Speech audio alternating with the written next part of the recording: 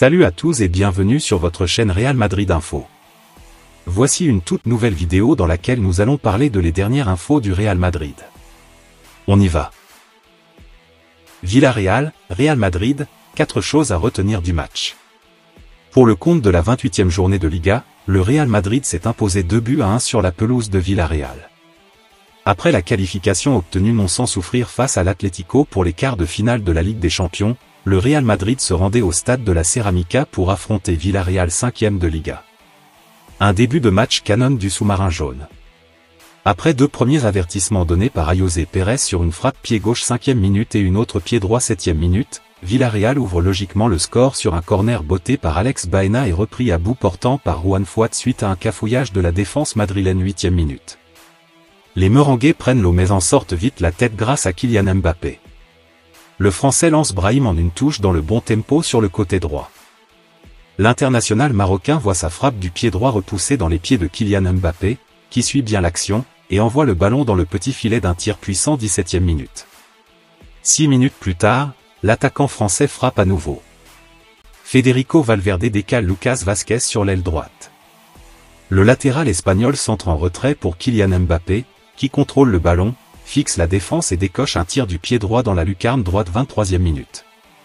La tendance s'inverse dans cette rencontre. À la demi-heure de jeu, Rodrigo réalise un super 1-2 avec Mbappé et manque de peu le cadre avec son pied gauche. La relation technique entre les deux joueurs est au beau fixe. À la 44e minute, le Français trouve le Brésilien, sur le côté gauche de la surface, dont le tir du pied droit trouve les gants de Diego Condé. Presque dans la foulée 45e minute, c'est Nicolas Pepe, qui met à contribution Thibaut Courtois, sur une frappe puissante à la droite de l'attaque de Villarreal. Une entame de seconde période qui ressemble dangereusement à celle de la première mi-temps. Tierno Barry manque de peu l'égalisation sur une tête à bout portant qui passe au-dessus de la cage madrilène 49e minute. À la 53e minute, c'est Juan Fouad qui manque le cadre sur une reprise du pied droit dans la surface après un corner bien tiré. Alex Baena fait monter la pression avec un tir rempli de force arrêté par un Thibaut Courtois qui a encore du boulot ce soir 59e minute. L'égalisation pend au nez des Madrilènes. Par la suite, l'intensité du match retombe avec une équipe de Villarreal qui s'est beaucoup dépensée et un Real Madrid qui gère son avance au score. Dernière frayeur pour les Merengues à la 83e minute avec un tir d'Ayoze Pérez qui s'envole dans les nuages du stade de la Ceramica. Victoire précieuse du Real Madrid. Après quelques performances pour le moins décevantes, le buteur français a fait parler la poudre durant cette rencontre. Il a tout bonnement été chirurgical devant les cages en inscrivant un doublé et a remis son équipe dans le droit chemin. C'est tout ce qu'on attend d'un joueur de son calibre. Les deux joueurs se sont entendus à merveille durant ce match et ont combiné à plusieurs reprises sur le front de l'attaque. Une impression visuelle qui nous a montré une certaine osmose entre Rodrigo et Mbappé. Le Brésilien, replacé à gauche avec un Vinicius sur le banc, s'est beaucoup appuyé sur le Français pour lancer les actions sur son aile. Le magnifique 1-2 réalisé entre les deux attaquants à la 30e minute illustre bien la complicité constatée pendant ce match. Après un début de rencontre catastrophique où le Real aurait pu être mené 2-0 ou même 3-0, les Madrilènes ont évité la noyade face au sous-marin jaune et ont su réagir avec caractère et efficacité devant le but. Et on sait à quel point il est dur de renverser une telle situation dans une atmosphère hostile. Le Real assure l'essentiel et aura eu le mérite de se relever malgré un scénario défavorable. Le Real ramène un succès important de Villarreal dans la course au titre et prend provisoirement 4 points d'avance sur l'Atlético qui a un match en moins et 3 points sur le Barça qui a 2 matchs de retard. Une 28e journée de Liga alléchante pour les Merengues puisque l'Atlético reçoit le Barça. Une rencontre qui fera les affaires de la Casablanca quel que soit le résultat même s'il serait mieux, dans l'absolu, que les Colchoneros l'emportent au vu du classement. L'autre information. Carlo Ancelotti s'est présenté devant les médias après le match remporté 1-2 par Real Madrid sur la pelouse de Villarreal. L'entraîneur du Real Madrid n'a pas traîné en salle de presse, à l'extérieur, répondant à quelques questions, réaffirmant son désaccord sur le calendrier trop chargé selon lui, avant de s'effacer. Le calendrier et le manque de repos, l'explication est que cette équipe a quelque chose de spécial, du caractère, de l'engagement, ils ne peuvent pas toujours le faire. Parfois je suis même en colère contre eux. Nous devons remercier ces joueurs pour leur effort, un effort énorme, depuis le 3 janvier. Encore plus aujourd'hui. C'est la dernière fois que nous jouons avec 72 heures de repos. Nous ne le ferons plus jamais. Nous avons demandé 2 fois à la Liga de changer le calendrier et rien ne s'est passé. C'est la dernière fois.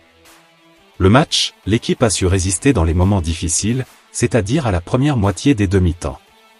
Puis, petit à petit, nous avons commencé à mieux gérer avec le ballon et nous avons cherché à nous procurer des occasions.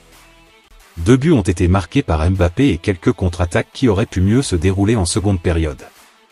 S'il programme un autre match avec moins de 72 heures de repos, le Real ne se présentera pas au match? Non, clairement, non. Fier de l'équipe? Oui, je suis très fier.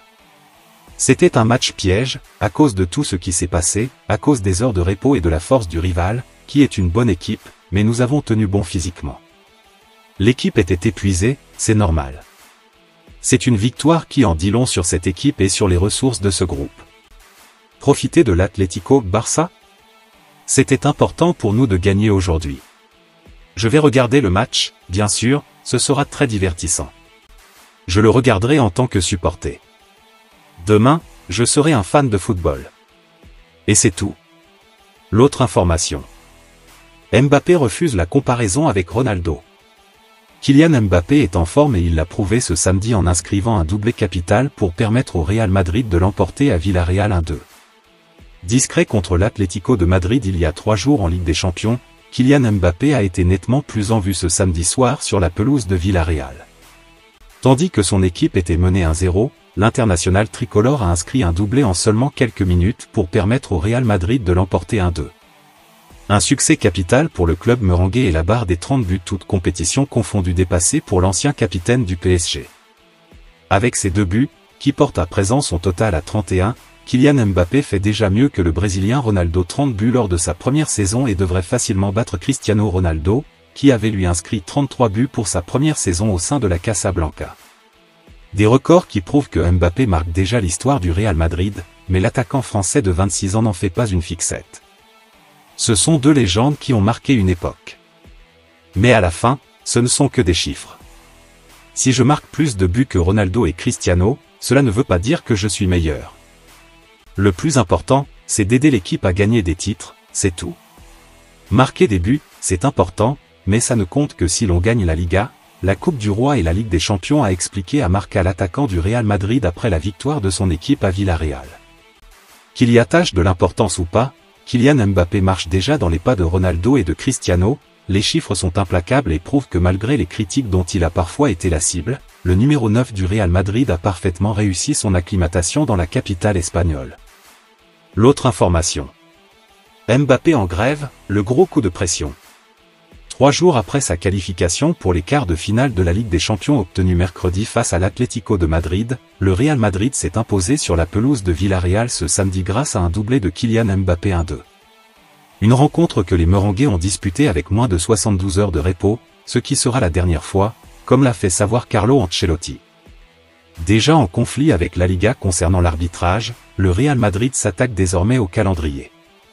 Moins de 72 heures après son match face à l'Atlético de Madrid en 8e de finale de la Ligue des Champions, les merengues étaient en déplacement sur la pelouse de Villarreal ce samedi, pour le compte de la 28e journée du championnat espagnol. Le Real Madrid ne jouera plus jamais 172 heures de repos. Et pour cela, il demandera la protection de la FIFA, a annoncé Real Madrid TV ce samedi. Nous ne jouerons plus sans que la période de repos de 72 heures ne soit respectée. Nous ne permettrons pas l'outrage de la Liga de Tebas, dénonce le Real Madrid, comme le rapporte Marca.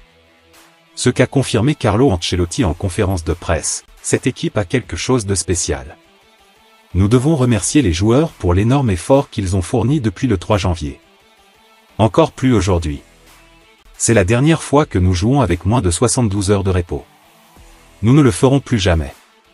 Nous avons demandé 2 fois à la Liga de modifier le calendrier, mais rien ne s'est passé. C'est la dernière fois. Relancé sur l'éventualité d'un autre match à disputer avec moins de 72 heures de repos, Carlo Ancelotti a assuré que les merengues ne le joueront pas. Non, bien sûr que non, a affirmé l'entraîneur du Real Madrid. L'autre information. Endrick fait le point sur sa situation. Malgré son temps de jeu au Real Madrid 496 minutes cette saison, Endrick se sent très bien chez les merengues. Recruté en décembre 2022 en provenance de Palmeiras, le jeune Endrick 18 ans a rejoint le Real Madrid que l'été dernier. La pépite offensive, qui pourrait coûter jusqu'à 72 millions d'euros au total au Merengue, a déjà disputé 28 matchs cette saison, pour 6 buts marqués. Mais le Brésilien n'est pas considéré comme un titulaire indiscutable aux yeux de Carlo Ancelotti. Assez logique au vu de la concurrence féroce aux postes offensifs. Titularisé qu'à 4 reprises, mais jamais en Liga, l'international Auriverde prend son mal en patience, et des rumeurs de départ au mercato hivernal ont même été évoquées, notamment vers l'OM.